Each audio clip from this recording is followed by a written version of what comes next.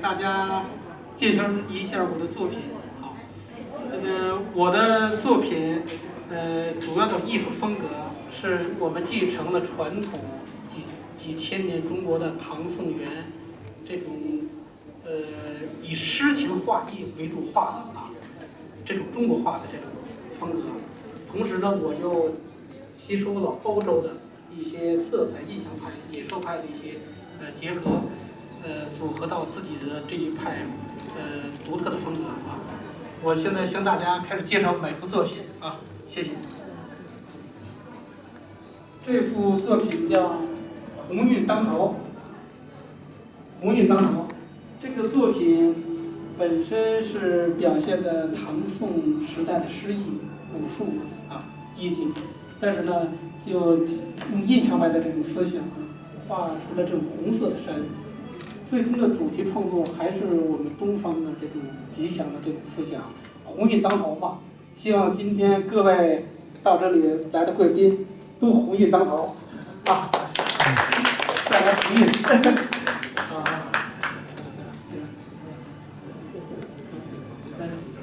这幅作品的题目是《中华腾飞图》啊。这幅作品我以前创作的思想呢，就是在几十年以前。因为我长期旅居海外，很多海外老华侨这个对我的艺术呢，非常的喜欢，而经常的向我讲说，一定要创作一幅表现中华民族精神气魄的作品这幅作品呢，主题表现的就是呢，我们这种民族精神像雄鹰一样面对各种困难，我们没有低过头。不管过去几千年还是今后，我们遇到任何困难，我们都要勇往直前，在暴风雨中不管是遇到什么困难，都要拼搏这种精神这个底下是画的江山万里这幅作品呢，我们计划呢，100位国际上的总统题字现在呢已经有5、6位这个。贵宾领导领袖题字，中间的那位是印度尼西亚梅加瓦蒂总统旁边是哈比比总统我们看到有我们的国民党农委主席、联战主席，最上面是我们最尊敬、最敬重的星云大师，题在紧上面。来，大家鼓掌，好。在星云大师旁边题字的是。大陆的中国佛教协会的主席一成大法师但是还有很多好，长时间构思，我为了谨慎起见，我跟北京故宫博物院的一个很好的一个林小安专家他是中国甲骨文专家，我们研究。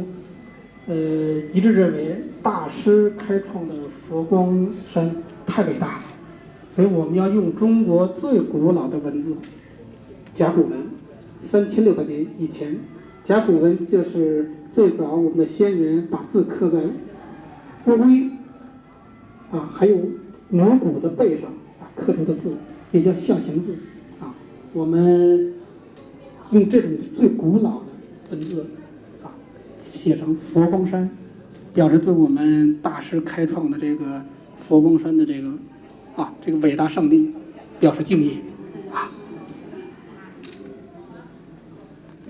刚才我们的如常馆长在台上讲了这幅作品的介绍，我想他讲的比我讲的还要准确。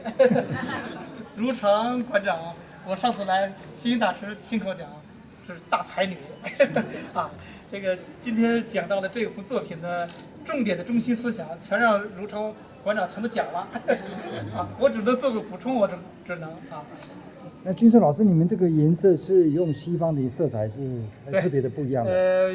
既有东方的色彩中国画的色彩，原料呢？西方的色彩，色料呢？有丙烯色彩也有一些西方的颜色这幅作品我们主题就是突出佛光普照金色荷塘，表现大师开创佛光圣地这个和星云大师对星云大师崇敬这种之情啊，我们创作的这幅。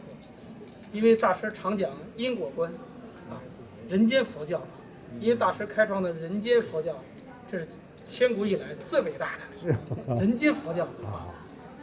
而且这个因果观，所以我这幅作品呢，我领会大师的思想啊，多画了一些果实。哦，有原因就叫有成果吧。要有成果。既画了春天的小的荷叶，小荷才露尖尖角，也画了一些夏天的圣荷。更画了一些这个丰收的这个莲果啊，主要是表现用佛家的这种思想境界，用皇家的技法啊，加上中西结合的这种色彩，最后表现一种非常光明正大、富贵吉祥的这种感觉。你就是以西方的这个绘画的手法来做东方的画就对了。以我们东方的思想为主，借助西方的一些色彩，啊，这样表现得更为完美。谢谢。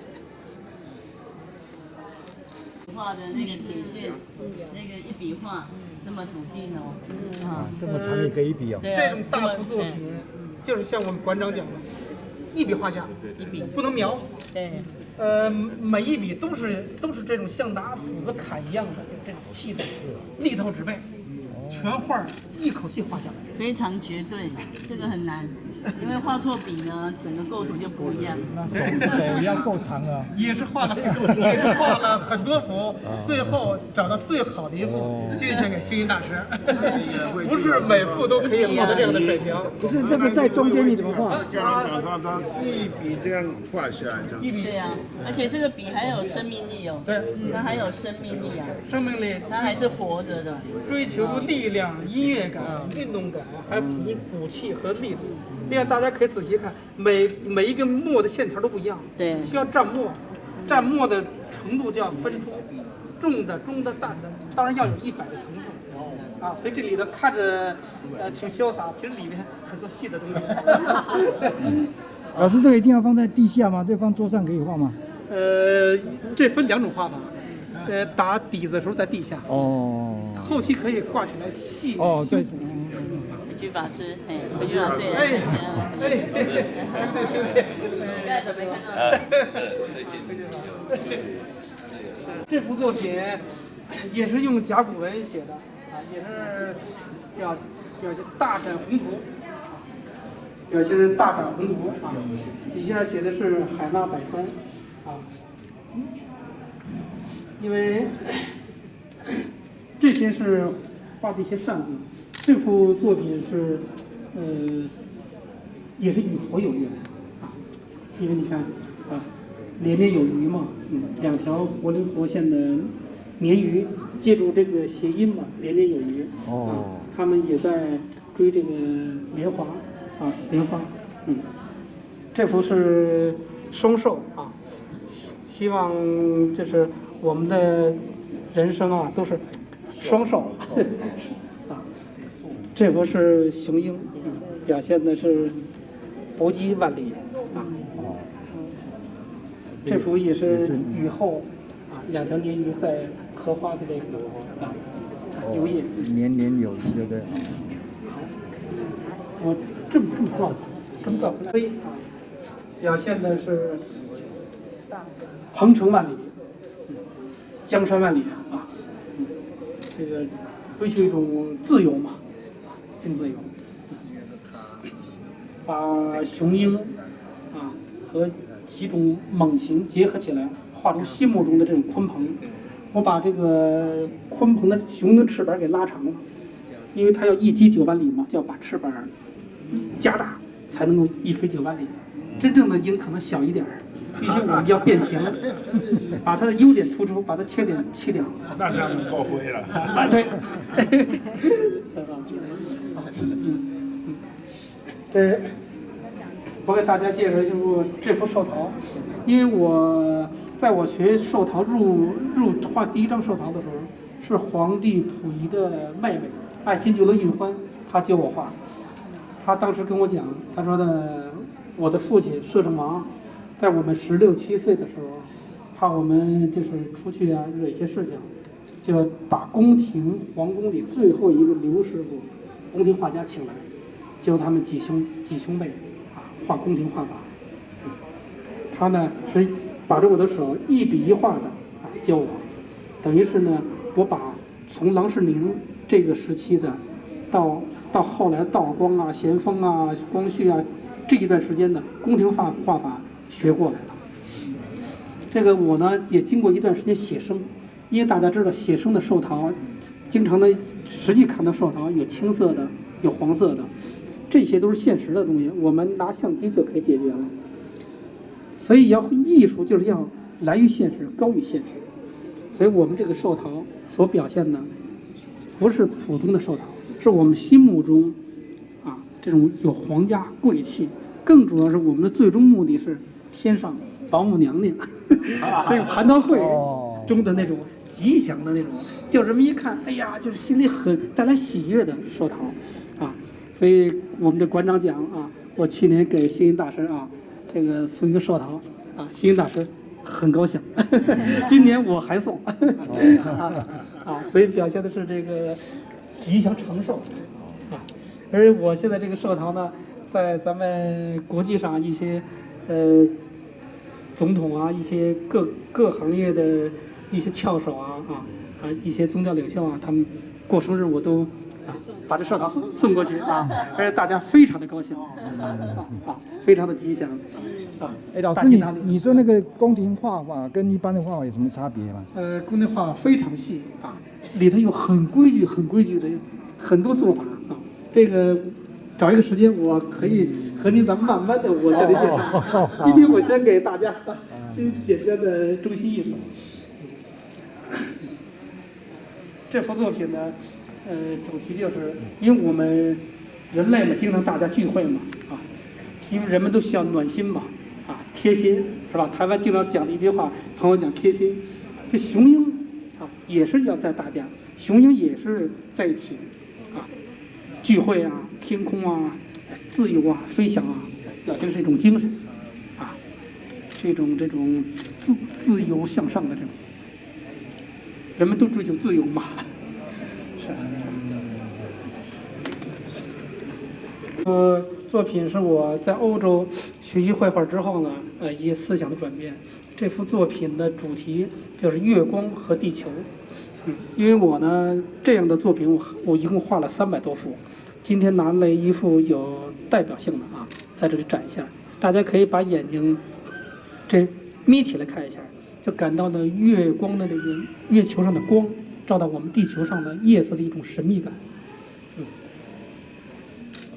也是追求宇宙的一种神魂吧。眼睛要眯着看的。对，亮亮的，神秘的。这个有8大。哎，这个我们的馆长讲的太准确了，8大，因为要想学中国画，就必须要学这个佛界的8大。8大山人那是最高的写意画的最高的人啊！这个8大山人，这个每一笔都表现了他的内心灵魂啊！所以呢，我对8大山人的画非常的崇敬。我把8大山人的画册我前后连过5遍啊！我就是追求8大山人这种简约而这种宁静带着这种寒气的这种。又有追求一种古傲高傲的这种境界啊，所以说我选这幅作品也是与佛光山啊与佛有缘嘛。是他都用很多干笔就是笔比较干，去画那个枯枝啊，让个苍劲的感觉拉出来。然后因为8大的作品，那个的眼睛跟那个动物的形象，就是内心的孤寂。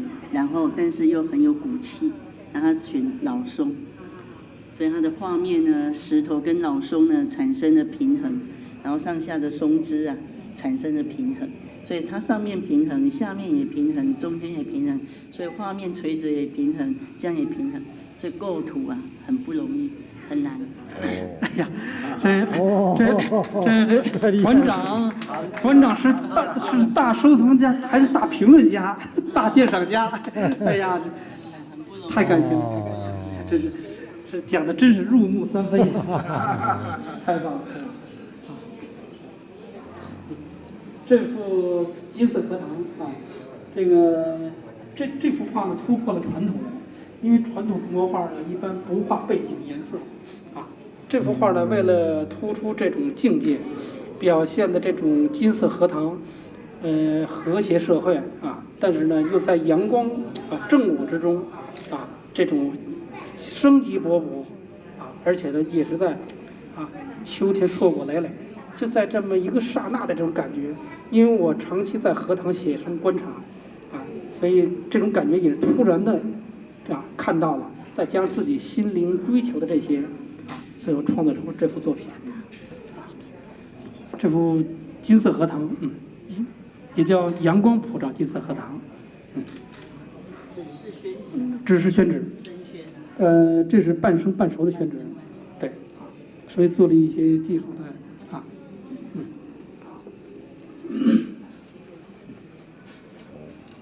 这幅画的是9个兽头，因为是月亮嘛，啊，嫦娥奔月嘛，嫦娥奔月的这种圆的这种感觉啊，9个兽头，9是中国数字最大的嘛，啊，也是表现一种吉祥、喜庆、大寿。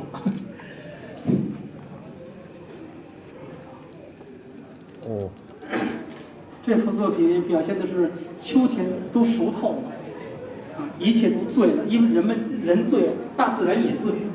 经过春天、夏天、风雨啊、阳光啊，哎，在这种都沉醉的这种美好的景色，啊，2只鱼鹰享受这种大自然的美景，啊，就是追求这种巧妙的这种情趣。您看这些叶子，我喜欢画荷花，这个叶子都画干了。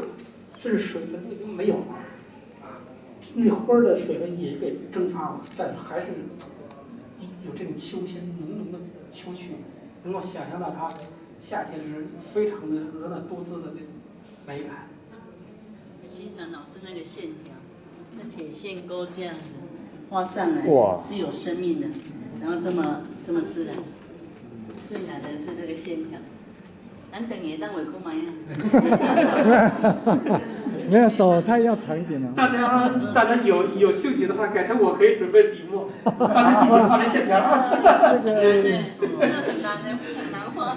这个来，我想太难了啦。接个插曲啊，我以前的最早我20多岁的时候画这种铁线，后来国画大师李可染先生看了我的画，他说你要每天下3个小时的功夫，就要把这线画得力透纸背。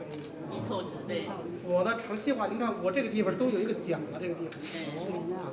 这个地方有一个奖。有。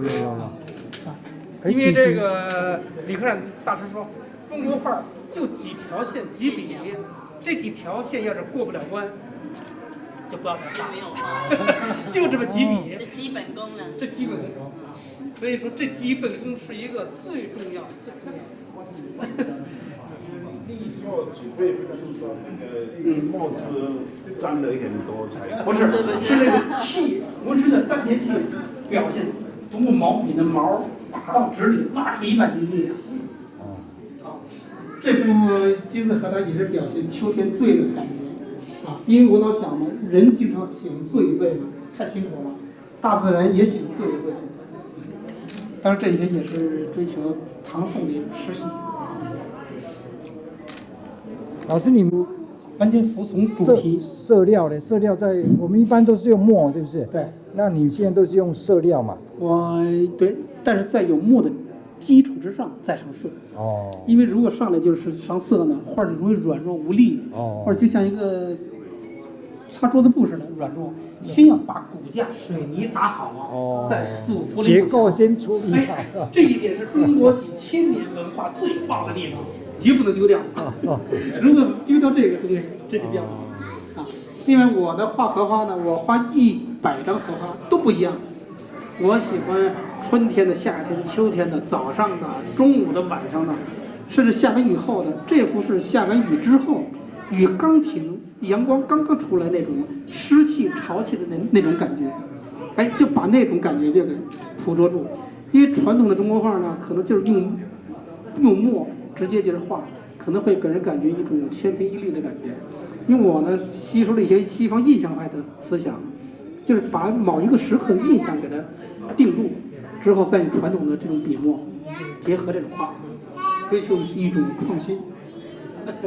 我画的意思是万寿嘛，我这个画树干的方法是用唐宋的这种枯笔加上八大山人的这种简笔啊，之后呢寿桃呢是用宫廷这种画法啊，画的比较立体一些啊，再加上这种长寿的石，追求3000年结果实嘛，长寿啊。因为大画呢不是很好画啊。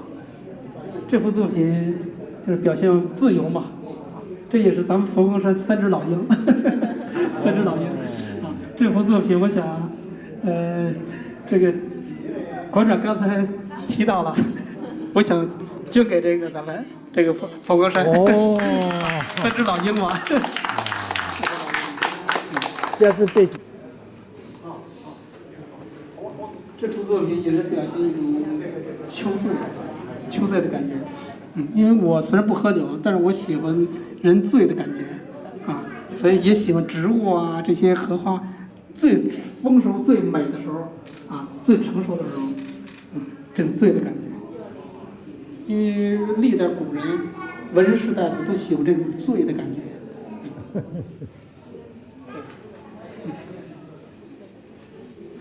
哦，这个就是我们这个主题。这幅也是表现一种富贵皇家的气派啊。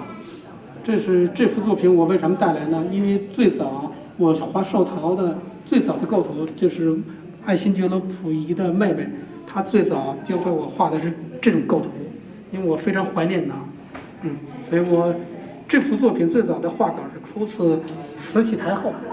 慈禧太后她曾经让别的画家画代笔，之后写上慈禧太后。这个构图我是用这种构图这种感觉，表现这个寿桃长寿吉祥。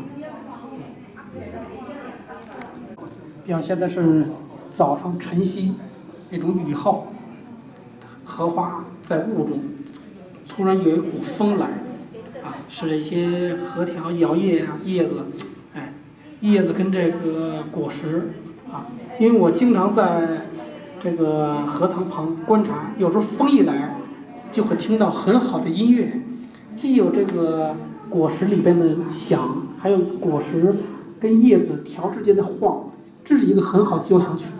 每次大风来的时候，这荷塘就唰唰的响，有各种声音，很丰富啊，所以我就要把这种感觉给记录下来。有道理，有道理。这幅作品也是表现抽象跟印象派的一种画法，黄天嘛，因为人们都是经常喜欢青色的天呀、蓝天呀因为我在梦中梦到这种黄色的天很多画都是梦中的感觉表现出来。观众请。作品是传统的青玉山水因为我呢有系统的把宋元的青玉山水我临摹了很多年，这幅是我在基础之上的我进行一些改进是尝试表现的这种江山万里轻舟也过万重山这种感觉这个很少看到了，这种青山。对。这幅作品呢，因为比较庄严我画的是西藏的天鸠因为这个天鸠在西藏是神圣的因为我这幅画表现的就是这种有灵魂灵感的这种灵鸠，随时随地它虽然没有展翅奋飞，但是它在动，它在有巨大的精神。你看它的眼神，它动作彼此呼应，就好像随时随地都可以一飞9万里也非常庞大，气度很大，力量。感谢馆长因为这种画法也是用传统的纯水墨表现的一种力度。画这个鸠最难就是老师用墨晕用染出那个鸠是有肉的，肉上面长毛，毛呢怎么看到它的层次就浓淡，然后它的那个湿笔跟枯笔不断的堆叠，那它那个脚啊站着是有力量的，哦，所以它是活着的，那包含它的一个眼神，所以这个很难，我们看很简单。但是咱登一铁毛笔就说有空嘛样，画不出来一个形啊，没有力量。它就是肉里面有骨，骨里面有力，这个是最难。很棒的作品，这作品很棒。这个馆长讲的是太好了啊！这个馆长把我这些技巧啊，全都给讲出来了啊！是因为一幅作品，这叫中国画叫写意画，拿起毛笔快速的写。看似简单大气，其实里边很多东西，像馆长说的，里边有骨头、有肉、有毛，这一笔下去不是就一笔，既要表现骨头和毛，还有肉，还要整个统一，同时这里面要分很多墨的层次，因为人们的感觉墨是黑色的，我们要画出几十个层次来，啊，这些事情都要事先在头脑就装好了，在画的过程中呢，有可能还看运气。有时候可能都画好了3、4只，最后一只没画好，这张画也要去掉了。这是所以出一张好的作品也是不容易啊。这是哇。好。像那种松里面，它后面背景的那个淡绿色跟那个苍劲有力的那个松枝，我很想要了解。老师，您在挥笔的当下的那个心情，以及如何那么的这么有力量，然后让我们看的每一个人都会觉得好有力量。您讲的非常好啊，谢谢。因为我画画的时候非常激动，我所有的作品都是画的时候就近似疯狂，因为只有我激动，我画出作品才有精神，大家看才有兴趣。如果我要是画画的时候都软弱无力，都在发困，看画的人也发困，啊，情绪激情，全身心的投入。您说的这个松树画的时候非常有力，啊，甚至我把一些毛笔都给画完这个松树，我这笔就残了，报废了啊，基本报废了，啊，因为要把这个毛啊使劲碾进去。把这1万斤的力量都要打到纸里头，因为每一笔都这么认真，到全部的画儿，到整体布局气候，最后才大。如果说只一个局部画得好，有的局部不用气不用功，也是软弱，它不统一的，啊，好，谢谢。哦。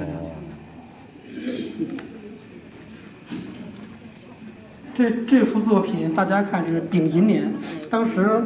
这幅作品，丙寅年虎年，当时我是20多岁，20多岁，当时我就临摹了研究8大山人的画呢，我已经入了迷了，啊，之后呢，我想呢，就是怎么能走出自己的风格，我就去选了一些秋天的这些卦，因为在台湾这边呢，他体会不到北方的那种狂风那种凛冽，就在一夜之间，叶子就没有了。